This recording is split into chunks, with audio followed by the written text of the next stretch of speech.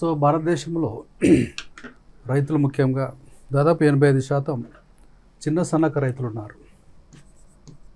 Right, వాళ్ళు సరైన గిట్టుబాటు ధరను పొందడం లేదు.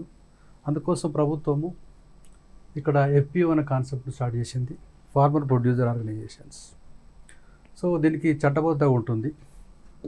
Small farmers agri business consortium, SFAC అంటాం. దీని ద్వారా వీడికి లీగాలిటీ కూడా ఇచ్చారు.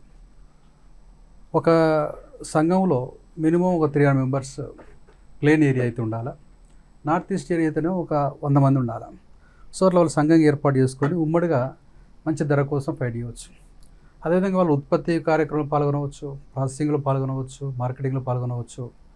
అయితే న్యూస్లో ఎందుకు వచ్చిందంటే, ఇది వీళ్ళకు ఇచ్చే ఏదైతే రుణాలు ఉన్నాయో ఎస్పెషల్లీ ఫైనాన్షియల్ అసిస్టెన్స్ అనేది అందడం లేదనేది. దాదాపు ఒక 90% ఎఫ్పిఓ వాళ్ళకు, ఫార్మర్ ప్రొడ్యూసర్ ఆర్గనైజేషన్స్కి సరైన విధముగా రుణాలు అందడం లేదనేది ఒక అంశం. దీని టార్గెట్లో దాదాపు 10,000 ఎఫ్పిఓలు ఏర్పాటు చేయాలని మనం పెట్టుకున్నాం. ఇది మనకు ఇలా ఫిబ్రవరి 24, 2025లో ఈ యొక్క టార్గెట్ను రీచ్ అయినాం. అది కగారియా డిస్టిక్, బీహార్ ద్వారా. కాబట్టి ప్రభుత్వము సహకార వ్యవస్థను పరోక్షంగా తెలియజేస్తూ ఈ యొక్క ఎఫ్పిఓ వ్యవస్థను స్టార్ట్ చేసింది. ఒక ఎఫ్పిఓకు ఒక 18 lakhs వరకు మనకు అసిస్టెన్స్ ఉంటుంది ప్రభుత్వం నుంచి. లోన్ కూడా ఉంటుంది 2 కోట్ల వరకు.